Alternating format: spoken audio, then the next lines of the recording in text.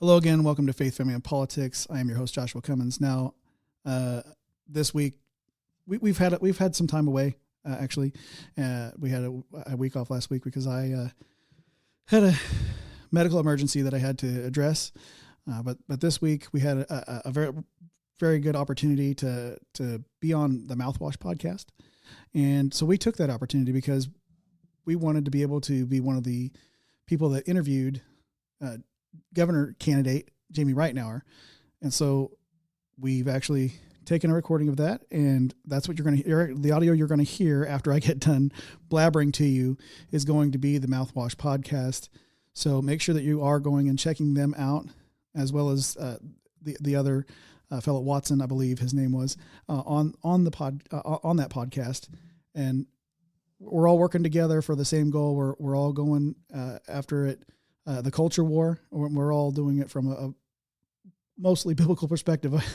So if you're part of the conservative movement or at least adjacent, at the very least, I hope you enjoy this. And it was a good experience for us. And we like Jamie. She did a pretty good job. And so we hope you enjoy it.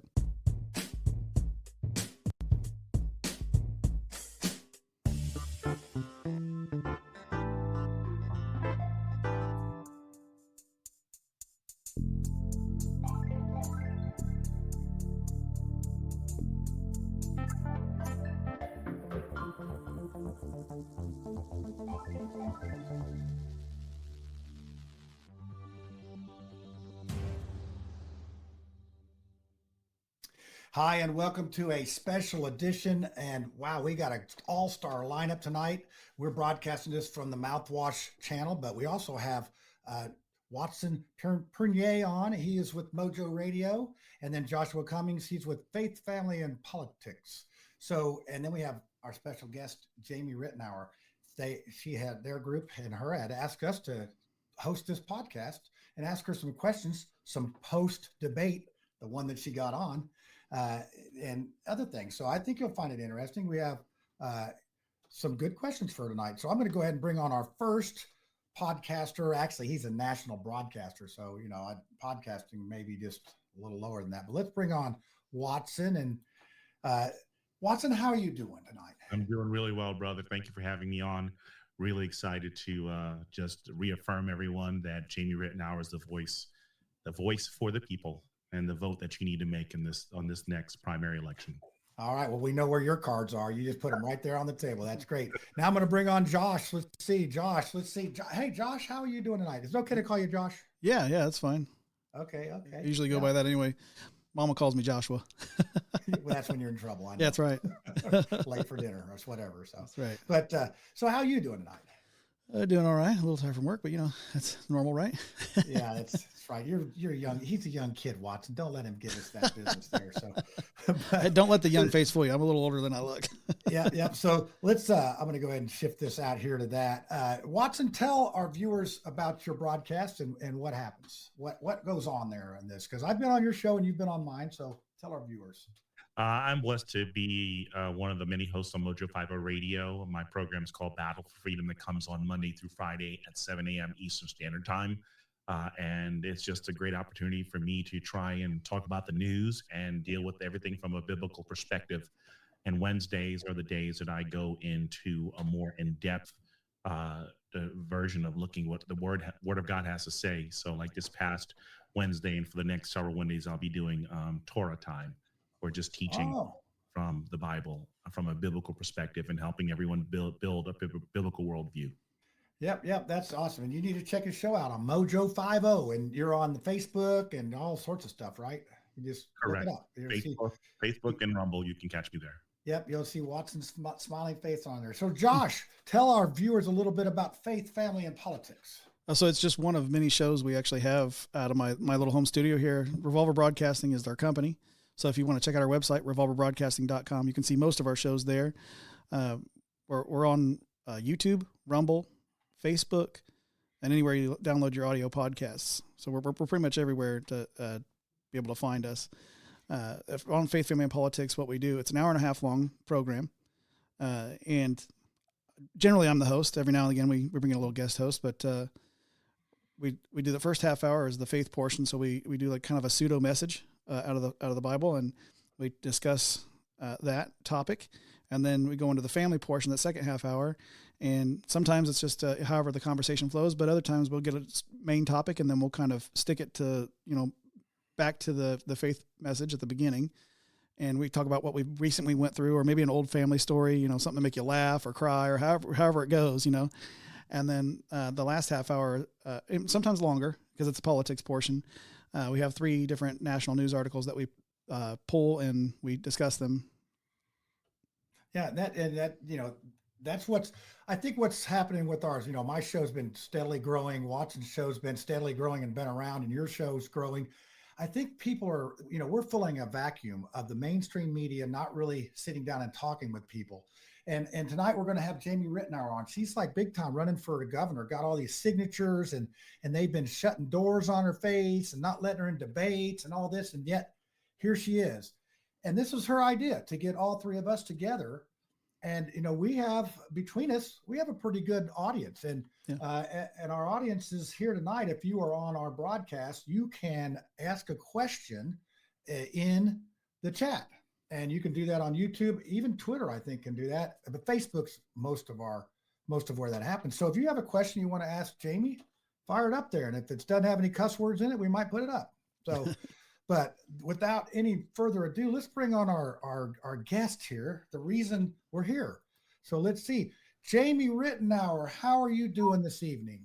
Oh, I'm doing wonderful. Thank you for doing this tonight. I just love that you guys have all come together. You are very right when you say you're filling a vacuum. That is definitely true. You are filling a vacuum where we can see that the news lacks, because a lot of times it's news and the facts become their opinion instead of the facts. And so I heard someone recently talking about, should people go negative? And, I think that there has to be a real discernment for what is negative and what is just true. And so I appreciate you guys speaking of what is true. And that helps the people have real conversation, which is what we need to have healthy societies. So thank you so much for doing this evening. I'm looking forward to it. Well, it's our pleasure. And it is, a labor of love for us, because I know we were talking before the show about how much we get paid for doing this, but you either love doing this or you don't. And I think that your candidacy is a lot like, raise your hand if you get paid. I don't know, Mojo Radio might have some money, but yeah. So it preaching to the choir tonight, but it's all about the culture war. I appreciate the fact that I got put in with these 2 gentlemen and their biblical perspective, because ours is strictly a political show.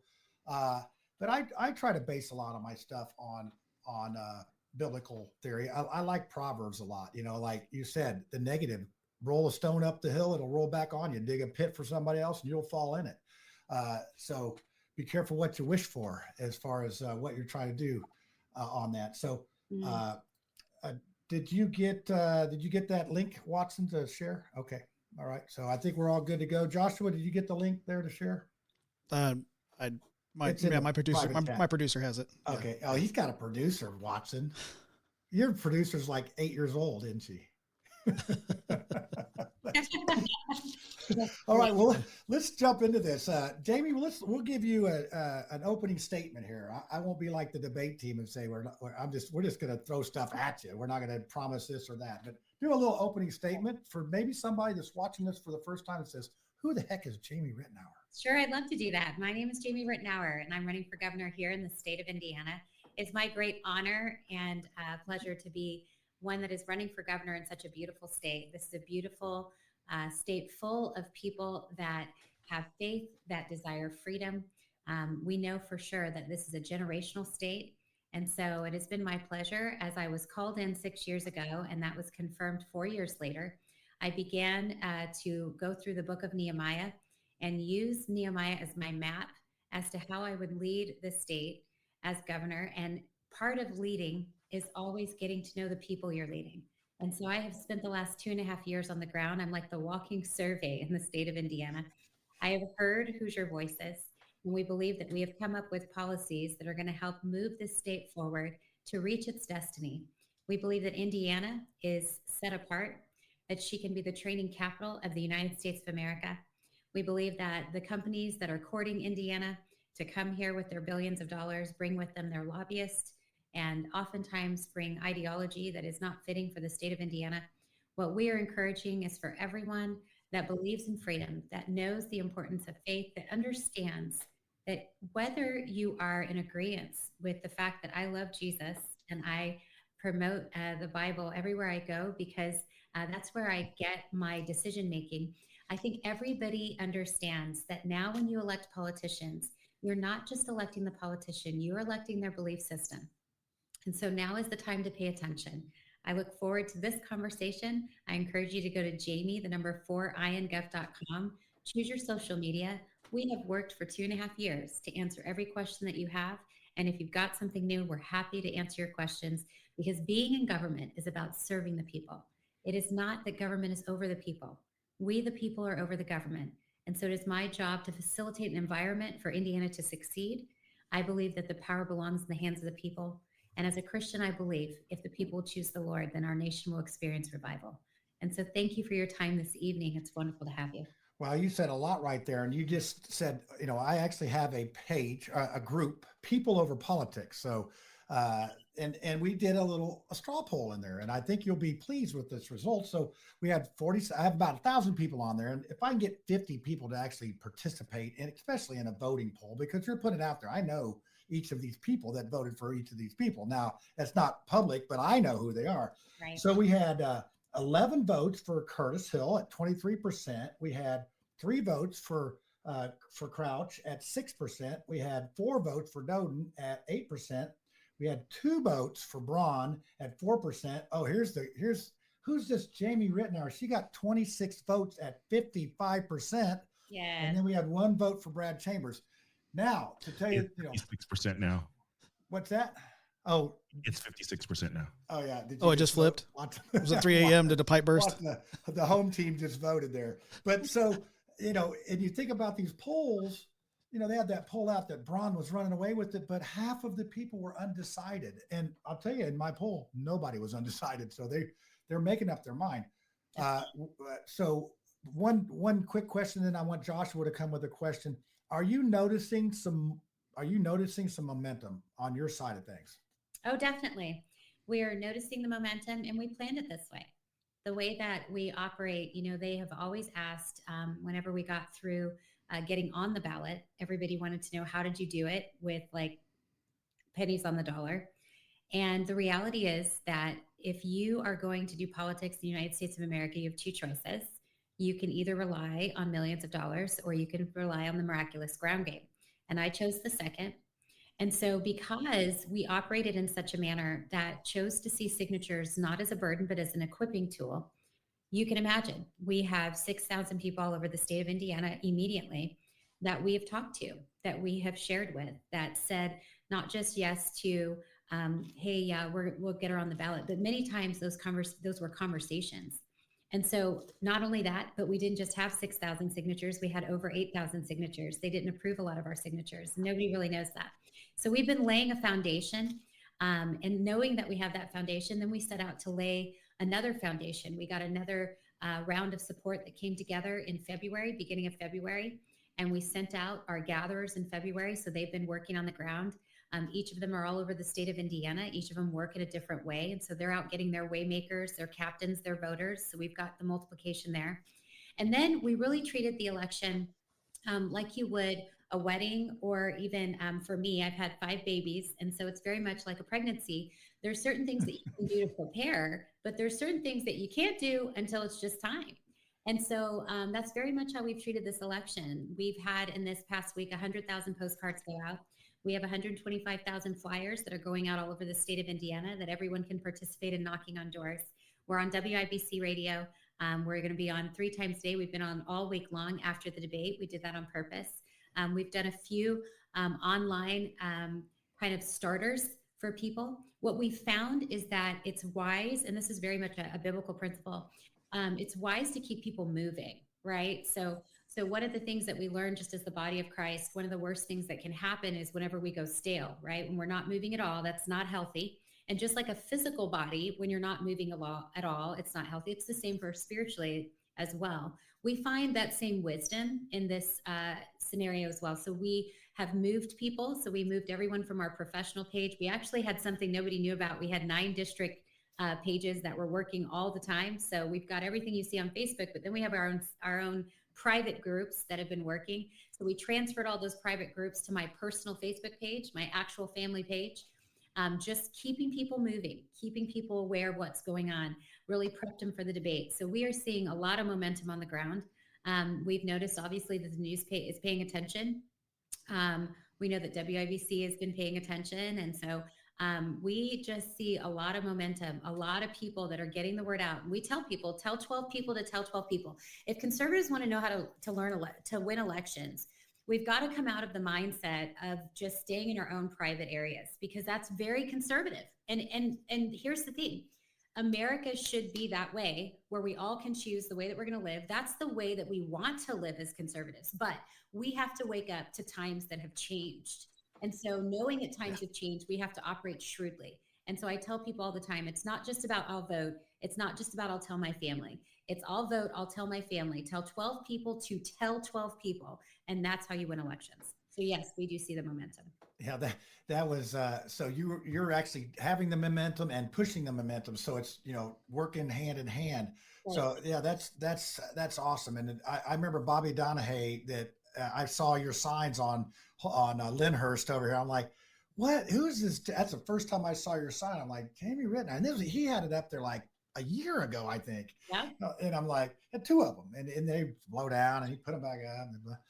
And I'm like, okay, so now that explains a lot right there. So Josh, what question might you fashion for this? And I see some other questions in the chat here, so we'll put some of those up. But I want to let Josh and Watson get some questions in.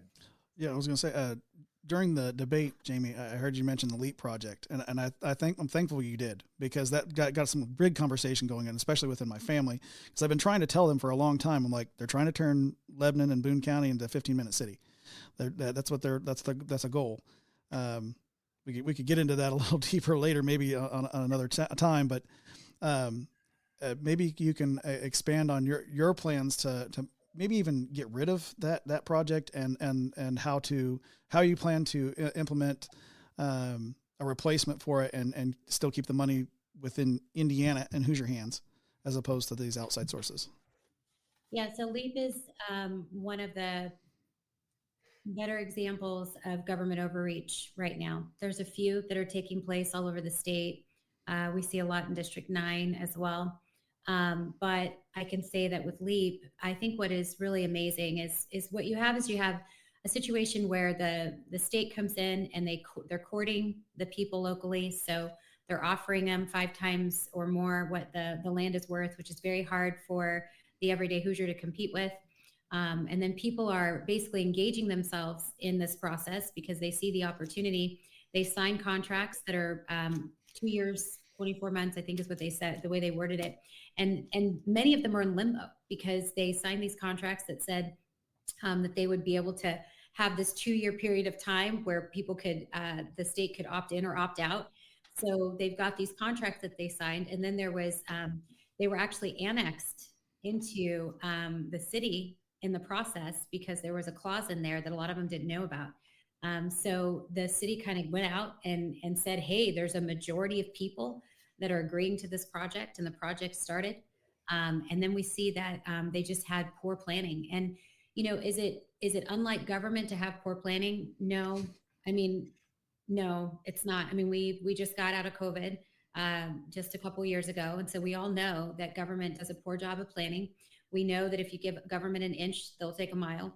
And so what you have is you have them kind of courting this company in that's going to, invest billions of dollars. And then in the midst of that time, they realize that the company that they get in is not one that is going to be able to succeed without tons of water. And so there comes the big problem because they don't have the water. So they decide to cook up a solution for a pipeline that's going to be a multi-billion-dollar pipeline. If it's just $2 billion, that's $20 million a county in the state of Indiana. And in the process, they ignored the quality reports that said it would affect residents. They ignored EPA regulation.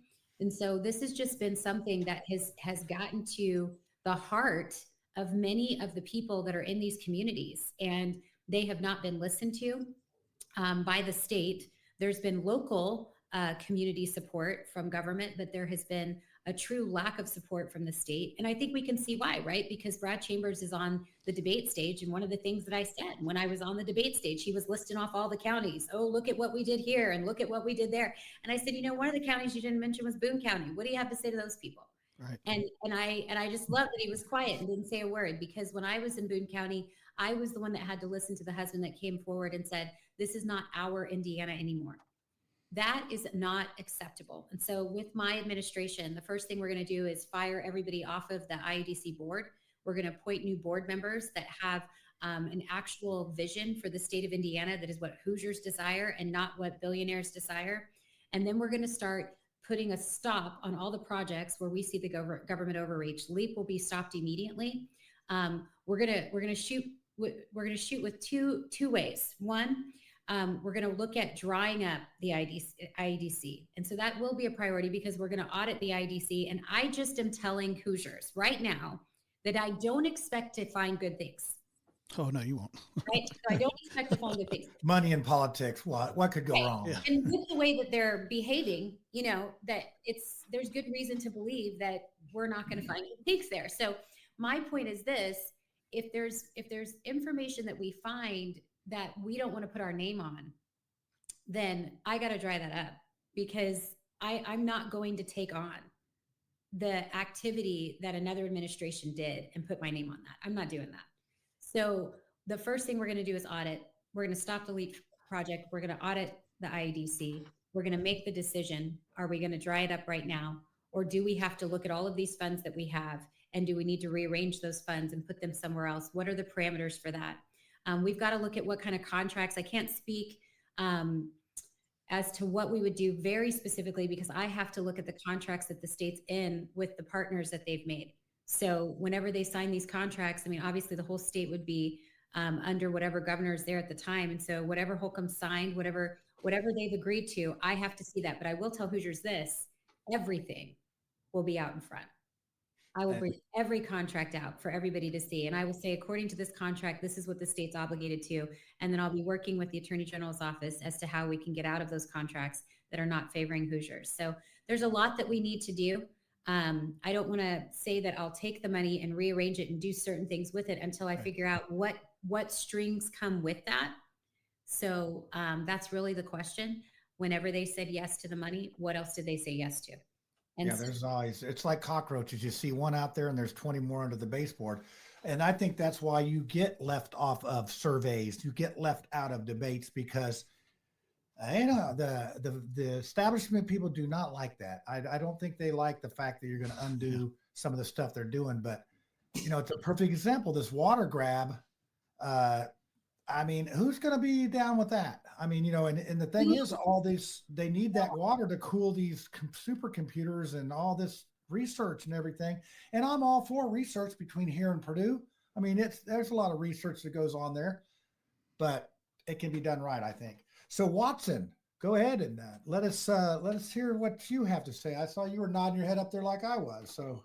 Well, I think the thing for me, I've been live broadcasting since 2010 2014. Sorry. And one of the things I've been arguing for the longest time is we need biblical candidates, not Christian candidates, biblical candidates. And this is very key because of the fact that we see a lot of people who are on the stage with Jamie calling themselves to be a Christian, but you see what's driving them more than anything else is money. And I know a lot of people right now, they feel like, oh, she just doesn't have a chance. The money is going to win. But I'm like, don't you guys read the Bible? You forget about 1 Samuel chapter 17 with David and Goliath? Do we forget that God is the God of underdogs, and he just changes things? So for my question for you, Jamie, is that sometimes the things that excites you that, you're basically laughing at whatever's being thrown your way because you already know what God can do? I do. The Bible says that he gives us all measure of faith. And so what's happened is he's given me an enormous amount of faith. I am blessed that when the calling came, it was confirmed in so many different ways. I wasn't just confirmed at Panera with people walking up and telling me, you got to walk in this calling, and telling me I had a future and I needed to walk in it and let my past go and let the Lord renew my mind, that I might approve the pure and acceptable will of God. It wasn't just by people on the outside coming in that had never met me before, but it was also by going all the way around the state as I got to know the pastors and their fellowships, as I began to speak to people about the fact that we're going to shrink government. And I put the pastoral on alert in the state of Indiana. I'm about to shrink government. And any conservative that's talking about shrinking government, that's not talking about the fact that the poor are going to need help, they aren't serious. They're not serious. They're not going to do it, because there is no such thing as shrinking government and then just dropping all these programs where people are heavily dependent and walking away. That won't work. It won't work. It's not what the public wants. It's not what's right. And so whenever I went to the pastors, I went to them saying, hey, when I say I'm going to shrink government, I'm not playing around. So I need to know that you're ready. And I just love that so many of them were so real. They were honest. Some of them were like, I'm ready, but it's overwhelming. This is what I also love. As I went around the state, I'm so blessed to say and communicate to so many that don't know that the hands and feet of the Lord have been operating in the state of Indiana. So COVID really, it really jarred, right? A lot of us, it really woke a lot of us up. And in that process, I think many people began to just seek the Lord in a much deeper way. What I love is that in the body of Christ, the hands and feet during COVID were operating. So they were walking in the Spirit. These are the servants of the body of Christ. These are the people that when you drop water, they immediately get down on the ground, start cleaning it up. These are the people that whenever you sit down, they're asking you if they can get you something. They're servants. That's their role in the body of Christ. And these servants have been out all over the state of Indiana. Many of them have stepped out in faith and started ministries. There are pantries. There are shelters. There are all kinds of people all over the state of Indiana that have been working on behalf of the Lord in this state. And so that excites me, because that was also one of my confirmations that the body was ready. The body was ready for this move that needs to be made. The only way that the nation stops this crazy cycle of dependence on government is if the church stands in the way. She's the only one that can do it. She's organized, and she's selfless, right? Yeah. Whenever she's operating correctly, she's selfless. Yeah. And so that's the one that we're looking for. One of the things that the bride waiting for her groom. Yeah. Well, one of the things that impressed me with Jamie is I was talking about OSHA, and I was saying, boy, that needs to be done. And she says, well, you know what? When I win, I'll call you up. You can have an input in that. And that's, I'm living in Marsville. We have a floodplain here. I've been squawking for 2 years about this floodplain. Everybody's like, oh, he's going to talk about the floodplain. Well, Andre Carson finally got $1.3 million assigned to this thing, but they've been working on this for 10 years. And then they got a $10 million price tag. And I say, I could fix it for the 1.3 that Andre got. And they don't want to hear that, because all their mouths won't get fed. So when you say shrink government, I say, where can we start? Where do I sign? All right, let's get to one of our guests, our viewers here. This is a question that I'm going to let come on in here. What will you do about the DEI in the Indiana GOP? The director wants reparations. What? She's already shaking her head. Look, Watson's laughing a little bit. That's not my director. Yeah. That's Volker's director. That's not my director. No, I won't have a director of the DEI. In fact, the way that we're going to treat the DEI is we're going to first decentralize. We're going to be making sure that all parts of Indiana feel included. And we'll decentralize the DEI and put it all over the state of Indiana, specifically in our small towns that have felt like they really haven't been heard. We're going to go into those really small towns, and we're going to put some offices in those smaller towns. And then we're going to change the name of DEI to ABC, which actually represents a better citizen. And as we change the name to a better citizen, we're going to start, then the programming is going to change to include the kind of education that is needed to become a better citizen. And we are going to be having volunteer veterans that we ask to come back. We love our veterans. We want to honor them. We just honor them tonight. We just acknowledge you, all of you that have served in the military and the United States of America. We are well aware that in the state of Indiana, they have kicked some of you out for not taking the vaccine. I want you to know that I will rectify that situation. I also want you to know that that was wrong. That should not have happened to you. That is not how we treat our military in the United States of America. And so we honor you tonight. But I will say that we are going to have our veterans come back into the ABC program. They're going to be learning about the Constitution and how to teach the Constitution. And then we're going to ask our veterans to come into our schools. And during Constitution Week, we're going to ask our veterans to start teaching the Constitution to our children, because we are fighting a messaging battle here. And the best way to do that is for kids to be one-on-one with people and get to see them and hear their story and look at a person that actually made that sacrifice. So the DEI under the Reitenour administration will be ABC, which is a better citizen. And it will be, again, we're shrinking government, so it will be much smaller. Darn it, I thought I was going to John Swanish you on that one and trick you, but you had it all figured out. But you mentioned education with veterans coming in. What, and you have Paige Miller, Moms for Liberty, that's on that. And I'm just super impressed that you actually have that, because I think education is the foundation of everything. I mean, of everything. What's that proverb that teach a child how to go and they'll go that way the rest of the way. I really butchered that up, but Josh could probably fix it. He's a better preacher than I am.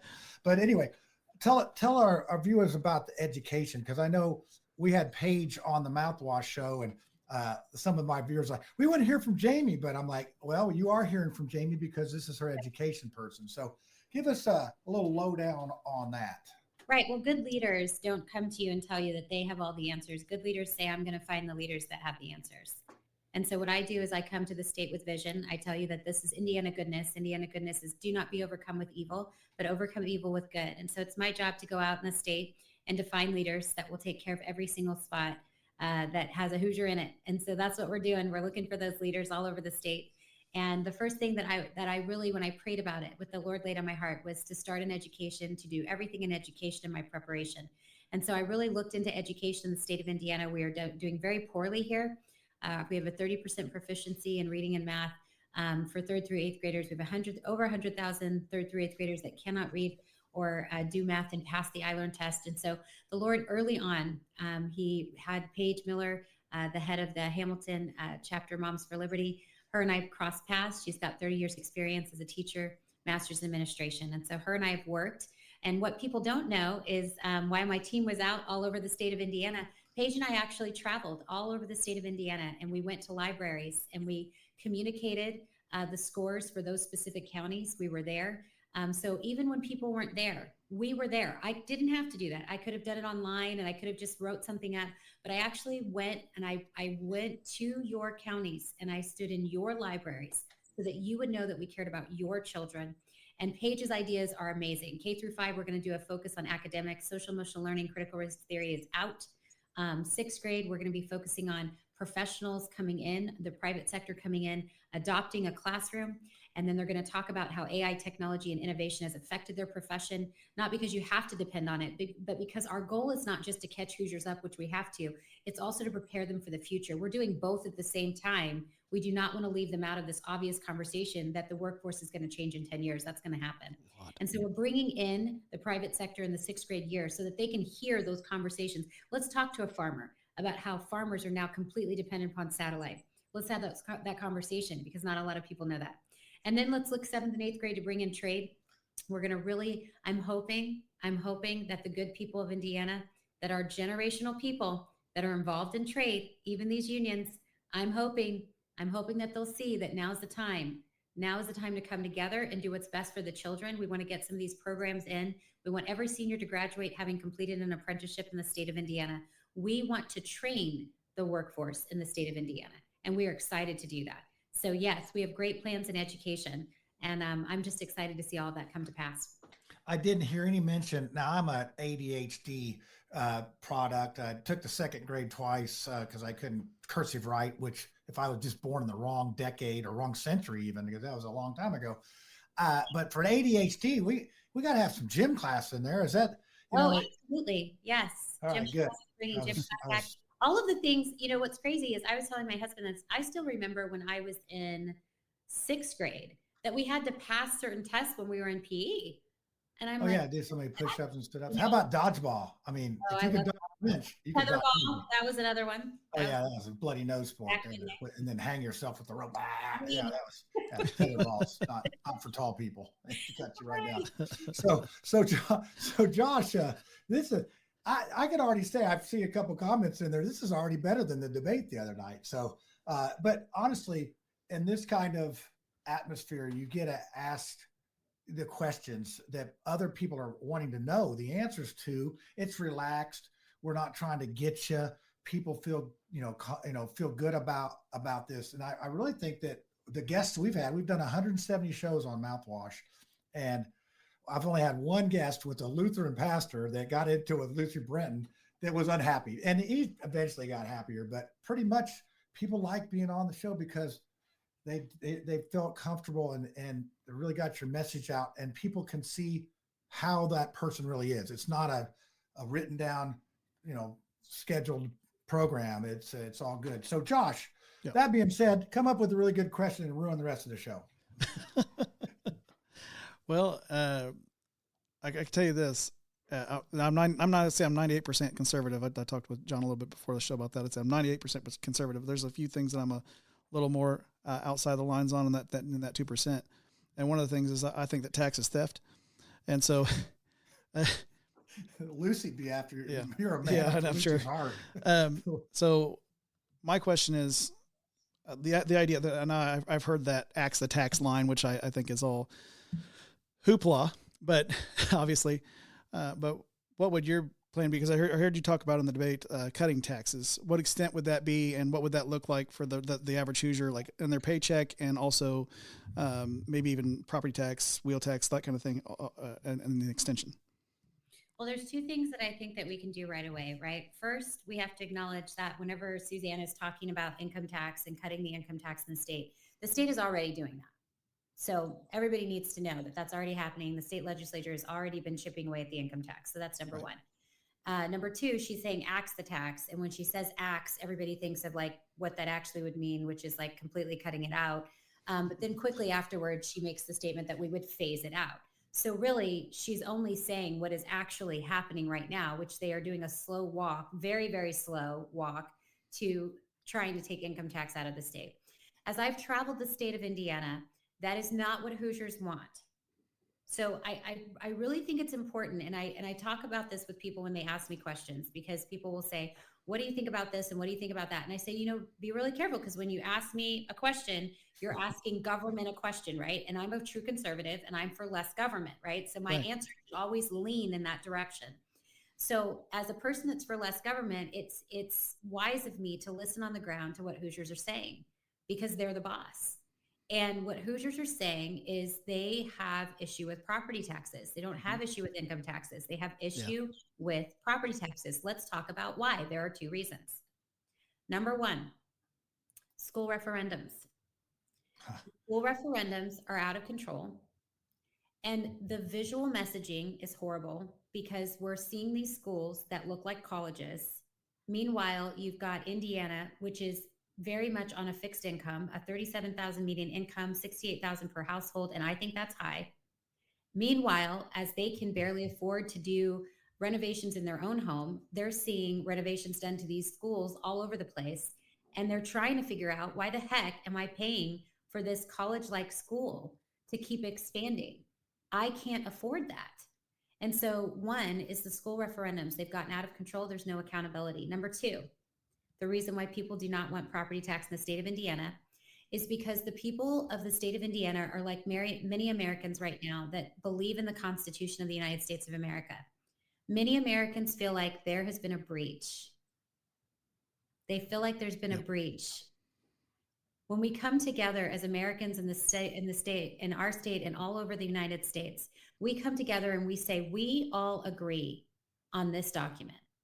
The reason why our societies function the way they do, the reason why our communities are strong, the reason why we are a healthy nation, is because we all agree on this document. And yet they feel as if the government has not been operating as if it agrees with the Constitution. They feel as if the government has become the elite. The government is no longer listening to the people. The government is, here's your crumbs while we go take the cake and eat it too. and they're tired of it. And more importantly, they're noticing that that attitude is now been combined with a government overreach. And that government overreach is actually getting into their land. Yeah. And so because the government has taken their elitist attitude, which we knew was there, which we saw prevalent in COVID, and then taken it in the state of Indiana and told people, we're going to shove our projects in your face.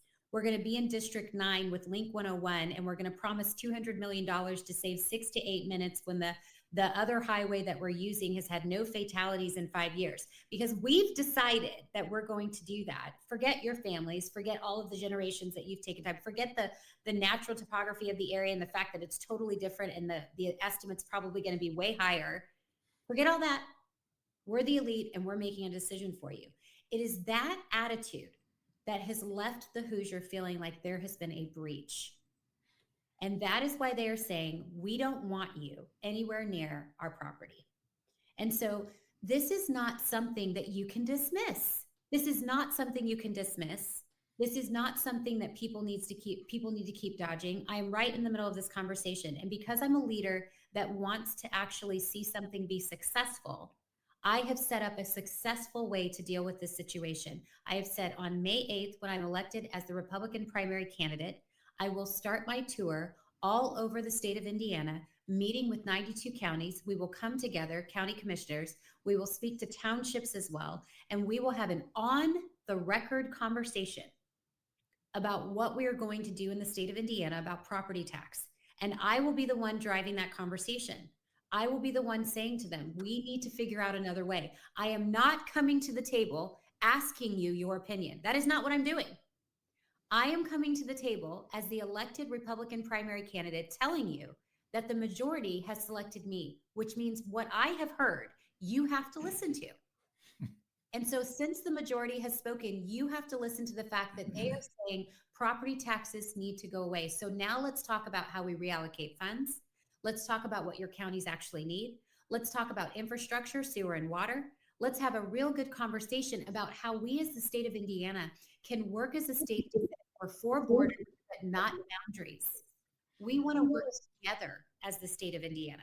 We want to say counties come together. Why do an engineering design committee that's going to look at the sewer in one county when it looks very much like the other county? Why have 2 counties paying for the same thing? Why not pair up together?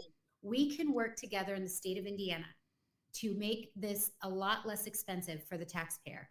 And so I'm going to be having that conversation. I look forward to it. And I firmly believe that we have good people working in our local government. I believe they want to have this conversation. And so I'm excited to have this conversation with them. So that's my plan for taxes.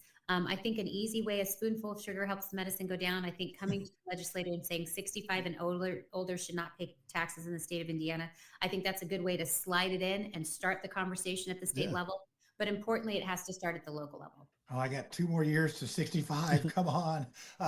So you mentioned sewers. Watson, you got the next question on deck here. I sat in front of the IURC for 8 hours to get my sewer permit district. And and my sister and brother-in-laws, they have a big sewer utility down in Bright, Indiana. And it's just a nightmare. And you want to talk about a political bunch of Pharisees in that deal. It is that. It's very expensive to sit there with your attorneys and your accountants for a day. I think it cost me $5,000, I think, and those, and that was cheap. And I did get it done, but I look back on those days and I wonder how. So this is some of this red tape that eliminates people from fixing a lot of problems. And we don't have a lot of consistency in the state from county to county. And you're right. It all runs downhill. That's what they say. A plumber's saying is it runs downhill and we get paid on Friday. Yeah, so, and I'll tell you, John, when you mentioned sewer, people should know I've represented my family in court for 3 years. And so you know about how much it. Oh my goodness, it was all about sewer. It was all about sewer, and I represented my family in court for 3 years pro se. I did over 50 filings. The judge in the trial court was Patrick Dietrich, which is Judge Dietrich is also the judge that was there for the general session for the General Assembly versus Governor Holcomb whenever they were fighting over special session. The judge that was over that was the same judge that I had for my case. And then afterwards, in my last hearing, he went on the record and said that I had represented my family and my case and prepared the case better than lawyers he had seen on both sides in the time that he had served. And so that was a compliment that the Lord allowed. The Lord gave grace and wisdom. And then I also filed an appeal. So my case is in the appeals court. You have to go and ask them for it because they didn't want to put it on the case summary, which is hilarious. But yeah, they'll do that. It is in the appeals court. And so Reitenour is in there. You can look up our name. I've done that for the last 3 years. I've been in court doing that. And so there are times when we stand, it is exhausting, but now's the time to work. Yeah. And you'd be surprised how many people will fight over poop. I mean, it's just, there's a lot of money. They call it black gold for a reason. Well, that's oil. This is brown gold. Brown gold, black gold. I get them mixed up. Watson, bail me out here. Bail me out. I'm going down the sewer here on this deal.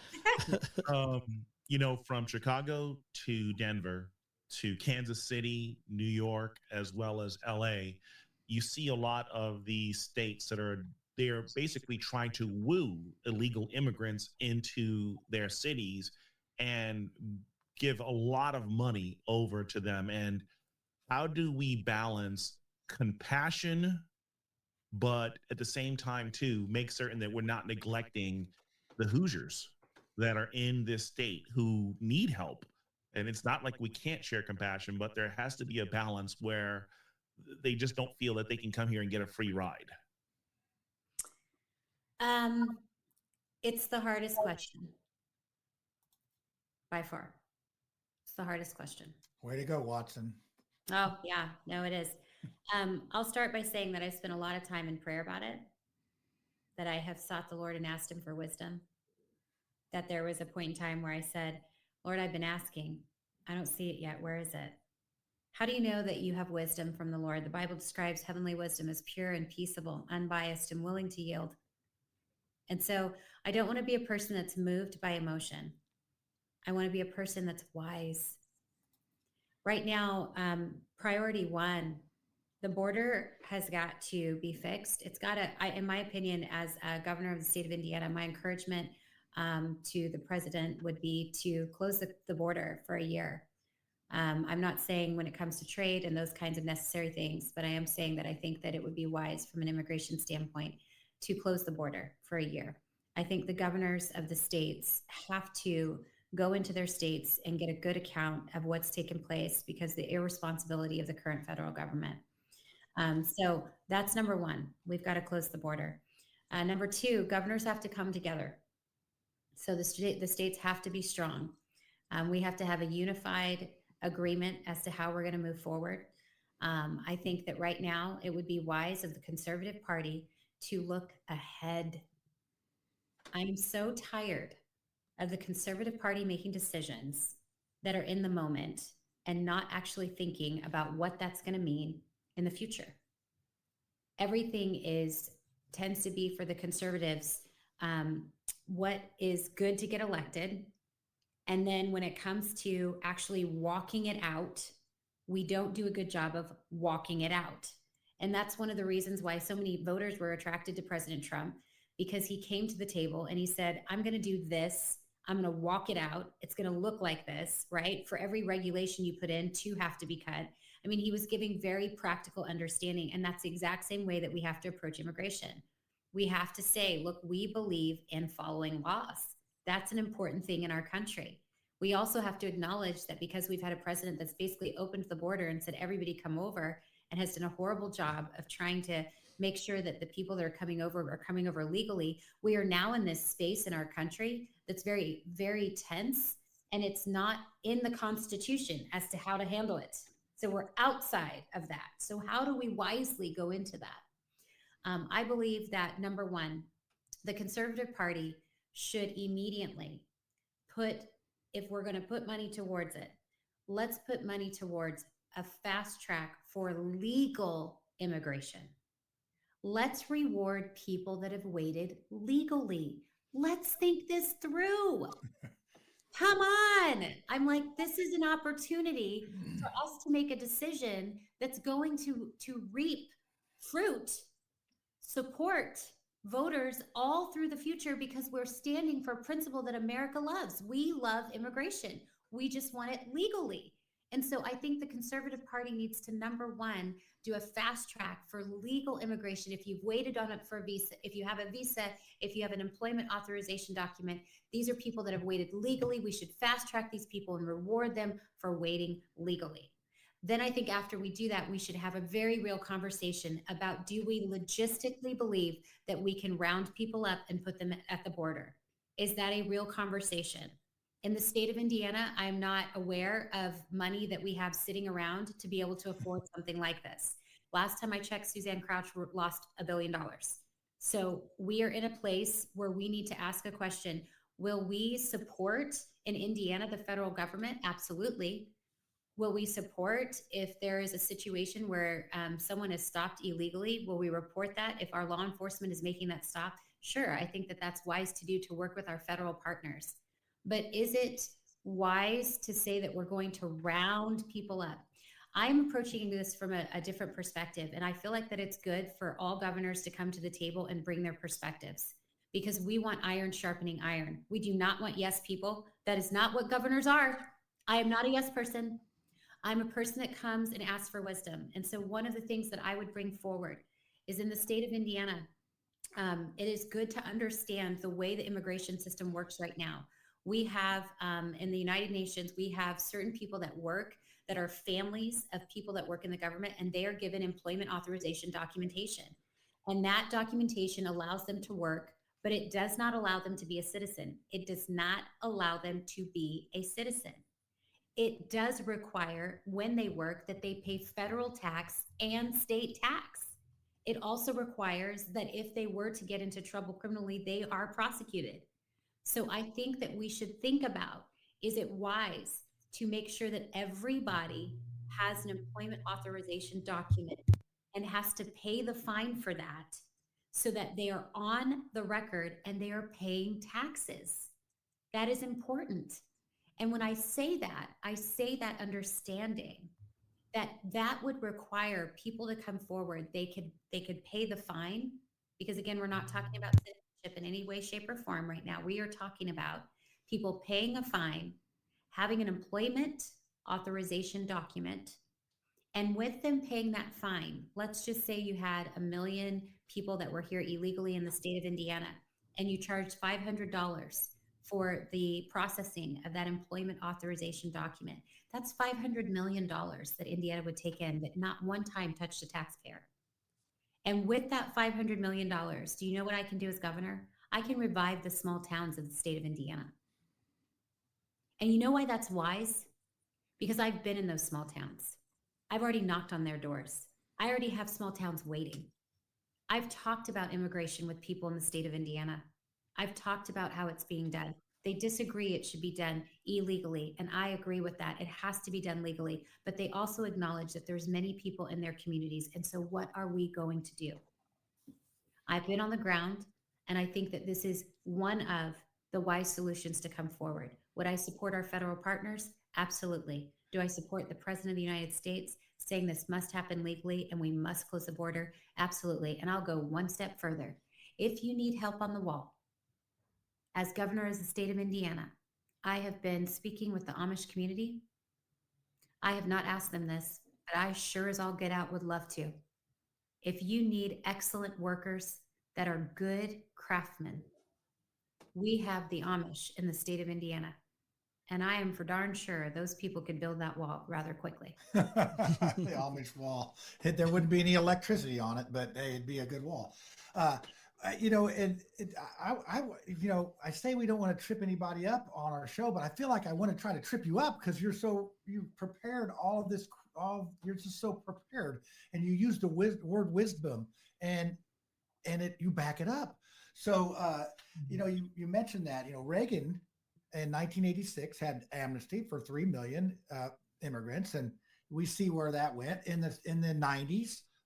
Clinton, he did send back some people. I know here in town, like Custom Concrete lost 40 employees that were Simpson motorcycle helmets. They shipped some people back. That didn't seem to work. But I think ever since this century, it's just been, all right, we're just coming on in. So I think eating the elephant a bite at a time is a very good answer because this problem didn't happen overnight. And you mentioned that the conservatives are reactive when a good conservative is proactive.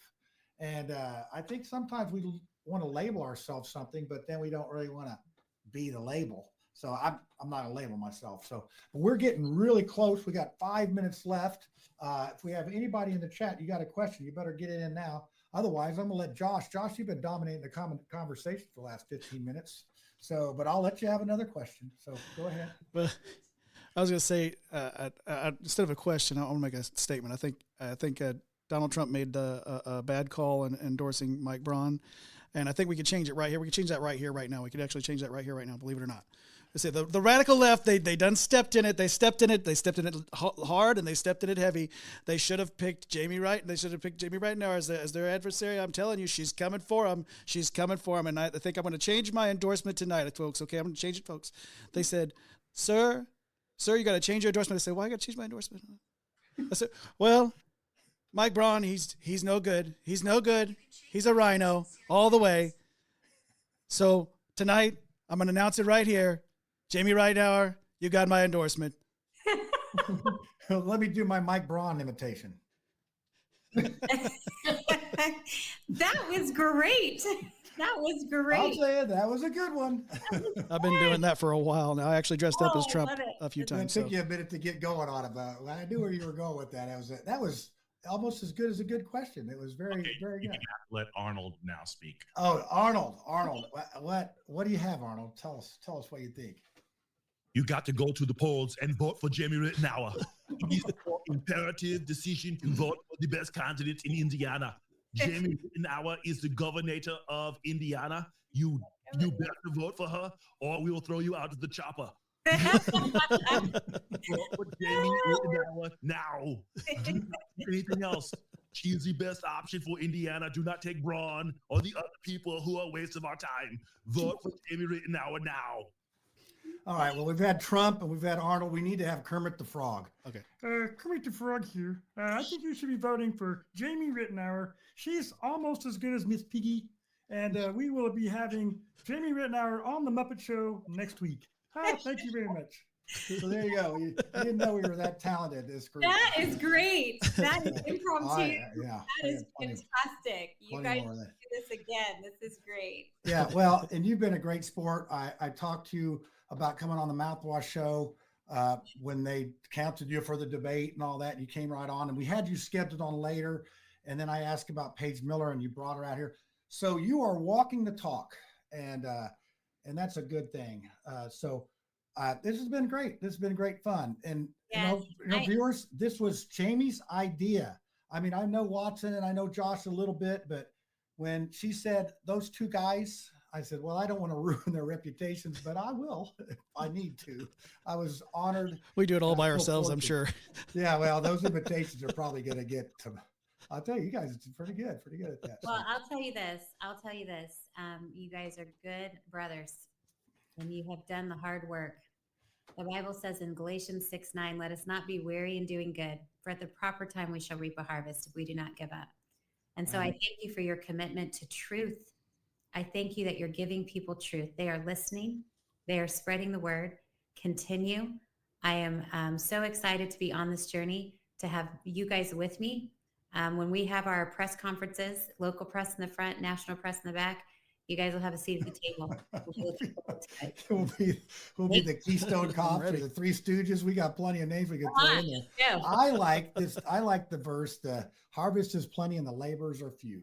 So that is a lot what we have here. So folks, I do think I do have the ending of this fine show lined up here, and we are right on schedule. Unbelievable. Thanks, Jamie, thanks for coming on. Watson, it's great seeing you again. Josh, I look forward to seeing you guys' show. You catch Watson on Mojo Radio 5.0, and he's on every day around 7 o'clock. I don't know how you do that. And then Josh, you're on. Tell the viewers when you're on, when you're yours is recorded, but when does it go? Well, my show, Faith, Family, and Politics, normally drops on Saturday mornings, sometime in the early AM, probably like 2 a.m. But it's, it's pre-recorded. So, but we also have our other shows. So you can check all of our programming out at revolverbroadcasting.com.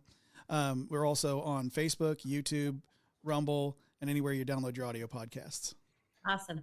All right, that's great. Thanks, everybody. And we will see you on all of our shows. Watch them, like them, follow them, all that good stuff. Vote for Jamie. Yay. All that. So Go, everybody, Jamie. Peace out. Tell 12.